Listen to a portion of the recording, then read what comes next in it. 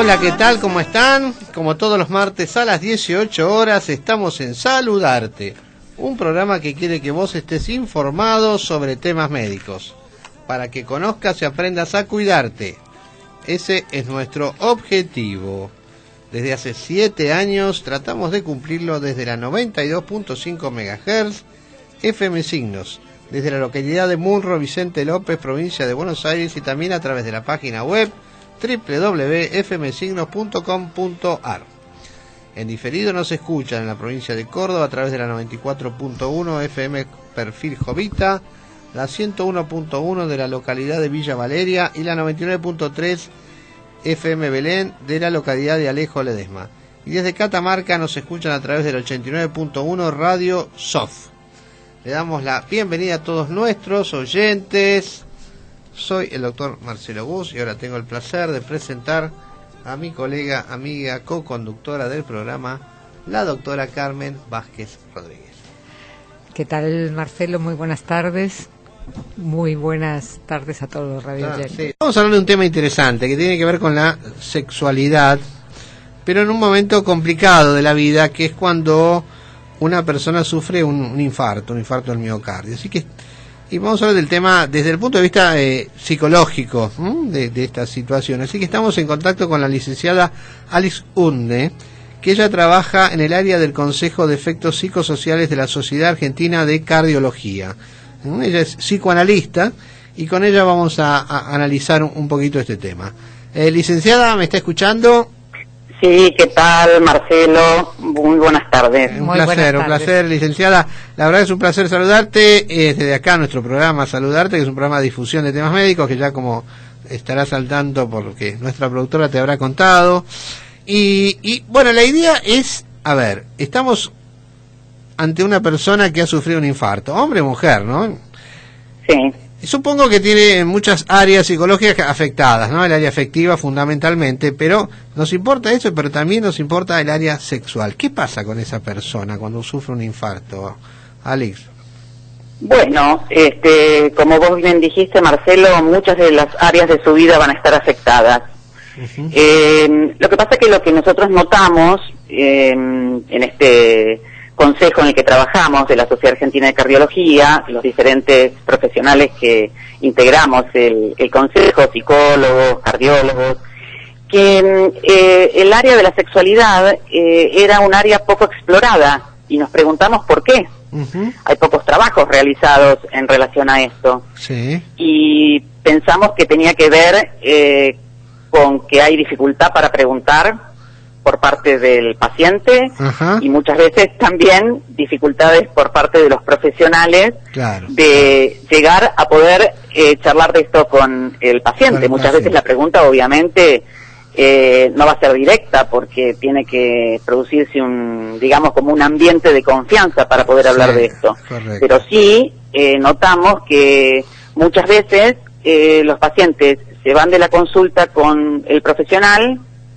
Sí. Y no han preguntado con el profesional médico, ¿no? Y no han preguntado acerca de esto, y cuando nosotros como psicólogos tenemos la posibilidad de hacer una entrevista específica en lo relacionado a cardiología, los pacientes nos lo preguntan a nosotros, ¿no? Cuando se da la oportunidad. Si no, nosotros tenemos digamos como un ámbito especial para poder abordar el tema y en algún momento podemos introducir con muchísimo cuidado la pregunta. Claro, porque evidentemente los médicos tenemos menos llegada en ese aspecto, en algunos aspectos, ¿no? Como pueden llegar a tener ustedes los psicólogos, o no sabemos, a lo mejor, más que no tenemos, a veces no sabemos cómo hacer, ¿no? Cómo llegar al paciente. Seguramente, además, Marcelo, una de las dificultades principales es que muchas veces la consulta médica, sobre todo en instituciones o a partir de obras sociales o coberturas médicas, está planteada en 15 minutos. Claro, correcto. Y en 15 minutos es muy difícil preguntar todas las cuestiones que tienen que ver con lo clínico y además entrar en un ámbito donde hay que manejarse con mucho cuidado, mucha delicadeza, como es el ámbito de la sexualidad. Claro.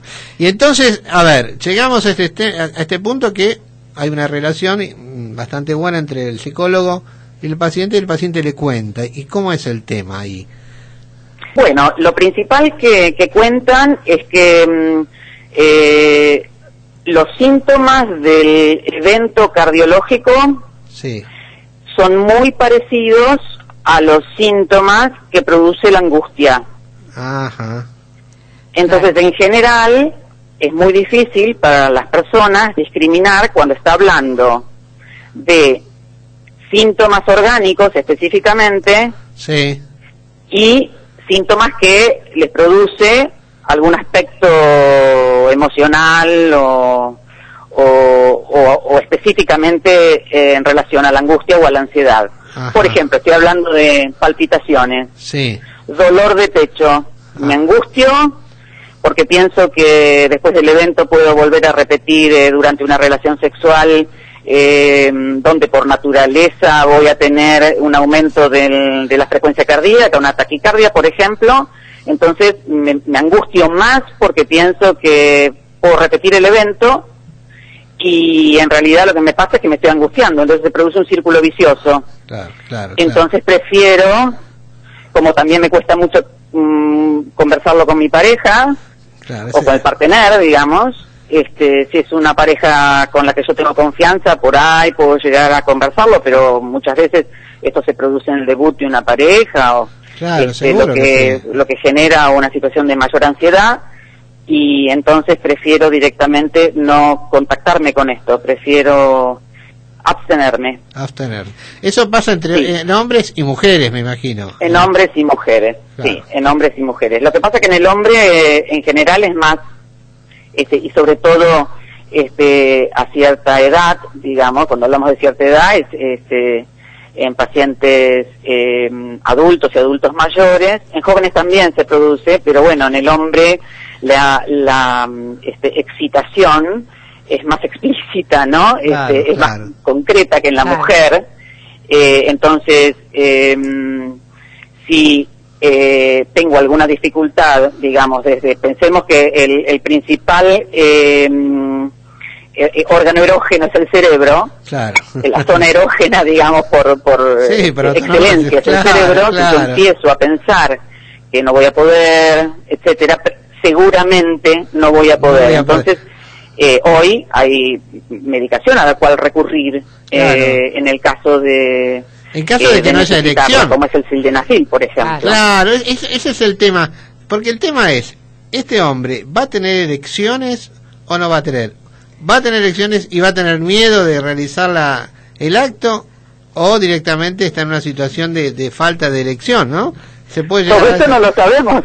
Claro. Digamos, y esta es justamente la incertidumbre que tiene el paciente antes de la práctica de su relación sexual, de su sexualidad, porque la sexualidad es mucho más abarcativa que lo genital. Claro, seguro. Es mucho más abarcativa, ¿no? Cuando hablamos de sexualidad no nos referimos específicamente a la práctica de la relación sexual. Pero si quiero llevar a la práctica de la relación sexual, en el hombre necesito tener y quiero producir la penetración, voy a necesitar tener una erección. Claro. Entonces se produce una situación de incertidumbre y de aflicción que obviamente, recordando que el cerebro es la principal zona erógena, me va a jugar en contra. Entonces, esa pregunta que vos me hiciste, Marcelo, que estaría genial poder saberla a priori, es justamente la pregunta del millón, la que me produce más incertidumbre, más angustia y que en general juega en contra de lo que quiero lograr. Claro, y en la mujer, ¿no? Que está en otra situación. La mujer sabemos que a nivel sexual, bueno, tiene otra situación en el momento de la excitación, la lubricación, etcétera. Seguramente no va a poder lograr eso, ¿no? Es decir, que va a tener su pareja que a lo mejor es sexualmente activo y ella no va a poder hacerlo. Va a ser un conflicto importante.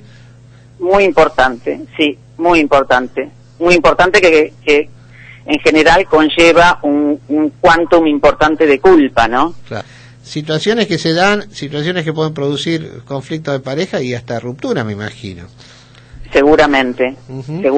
Por eso decimos que una de las peores cosas que le pueden pasar a los pacientes y a los profesionales es no conversar de estas cosas, porque en realidad muchas veces tiene que ver con el desconocimiento. Claro, obvio. Correcto. ¿No? Tiene que ver con el desconocimiento y con la falta de diálogo, claro, entre los profesionales, los pacientes y a nivel íntimo con las parejas o los claro, parteners. Claro. No digo que se resuelva todo ahí, pero sí, por lo menos es un camino como para poder empezar a buscar lugares donde pueda ver si puedo resolver la situación. ¿Y cómo se encara este tratamiento? ¿Cómo se encara este tratamiento desde el punto de vista psicológico? Psicológico, claro. Bueno, en general, un médico que tiene su paciente en el consultorio médico y tiene una escucha entrenada, sí, ¿no? Y mira al paciente a los ojos, que se da ese momentito, aunque sean pocos minutos, pero ese contacto que muchas veces es tocando al paciente, mirándolo, escuchándolo, va a detectar que hay algo que no está funcionando como el paciente quisiera. Generalmente lo que manifiestan es que están angustiados. A lo mejor no lo pueden decir así, porque no todo el mundo puede reconocer la angustia. Claro, pero lo dicen desde otros, digamos, de otra manera. Obvio, pero otra manera de manifestarlo. Pero un cardiólogo ya debería entonces en una consulta posinfarto ya debería de más o menos también tener esa opción o hablar de este tipo de problemas con el paciente, porque si no, el paciente seguramente le va a costar mucho decirlo, sobre todo si es una persona mayor. Seguramente sería, pero genial, y justamente por eso elegimos estos temas para presentar las mesas este año en el Congreso. Buenísimo. Porque también los invitamos a los profesionales que puedan conversar de estos temas con sus pacientes y preguntarles, ¿por qué no? Claro. A lo mejor no en una pregunta directa, porque el paciente, claro, hay que generar el momento de la pregunta, ¿no? Pero bueno, el médico va a detectar que hay algo. Generalmente los pacientes describen la angustia, a veces no le ponen el nombre, porque es difícil, claro, ponerle el nombre a veces a las cosas que uno siente. Pero igualmente como así como el cardiólogo te tiene que dar indicaciones, además de la medicación, de decir no comas esto, haz lo otro, no te quedes quieto, tendría que tener dentro de toda ese bagaje, ¿no? De claro, conocimiento tendría que tener. Decirle podés tener relaciones sexuales, claro, claro. ¿no? Digo yo, para la pregunta estaría buenísimo que esté dentro de un conjunto de preguntas, exacto, que uno hace. Exacto, incluida en las indicaciones. Exactamente. Alex, entonces, en ese momento, si él no lo puede abordar, porque como decimos, está por ahí muy acotado, claro, hace la derivación a un agente de salud mental, totalmente, entrenado en atender pacientes con esta, claro, problemática. Totalmente. ¿Y claro, esa problemática se supera, Alice, en general o totalmente en todos los casos? En realidad, hablar se supera en todos los pacientes. Yo me cuido mucho de esto porque pienso que hay que hablar del 1 a 1. Mi experiencia es que cuando las personas pueden hablar de esto en un ámbito donde le suponen un saber al que los está atendiendo o entrevistando, esto es muy importante, ¿no? Porque la relación debe ser de alguna manera asimétrica en este punto, y empiezan a poder conversar, hablar y se sienten escuchados, que eso es para mí lo más importante, claro, que es una escucha específica. Seguro lo que va a haber es un alivio, y cuando uno se siente aliviado puede pensar mejor, puede funcionar mejor, claro. Por lo tanto, hablar a priori de que va a superarse es asegurar algo que yo no lo puedo asegurar de antemano. Yo pienso que sí, pero yo voy a acompañar al paciente. Lo que sí le puedo asegurar es que va a sentir un alivio simplemente en el hecho de poder hablarlo y compartirlo con otro. Y a veces el ambiente de una entrevista psicológica es el único ambiente donde puedo hablar de esto. Claro. Vaya si es importante. Seguro que sí, seguro que sí. No, pero yo estaba pensando justamente en esta situación de tan angustiante. A ver, tenemos un paciente infartado, con todos los problemas que trae el infarto, la incapacidad laboral, el tema con la familia, etcétera, y a su vez tenemos este problema sexual. Bueno, es difícil la situación.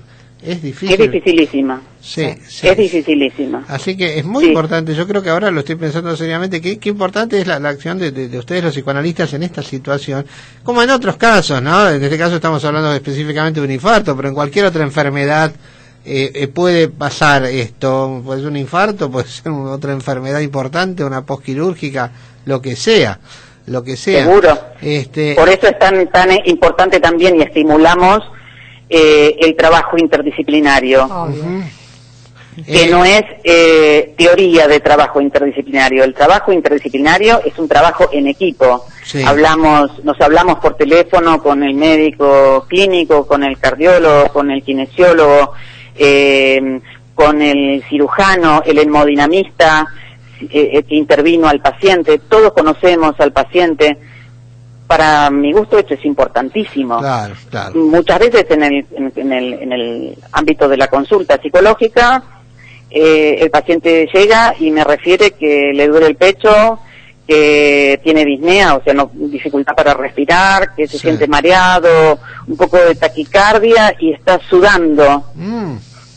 Son todos síntomas propios de la angustia. Claro. Pero yo no puedo atribuirme simplificarlo a este punto. Claro. Necesito que el paciente haga la consulta o charlar con el cardiólogo, que despeje estos síntomas, y cuando sabemos que estamos hablando de angustia, vamos a poder hablar mucho más tranquilos.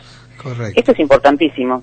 Licenciada, ahí se atienden, en la Sociedad de Cardiología, ¿se atienden pacientes exclusivamente que los que van por un problema cardiológico? ¿Pueden ser pacientes externos también reciben con esto? No, en la Sociedad Argentina de Cardiología, en el Consejo de Aspectos Psicosociales, lo que hacemos es investigar sobre la temática de los aspectos psicosociales en esto específico de la cardiología. Es un área de investigación, es un área, digamos, de aspectos académicos. Ajá. No hacemos atención clínica.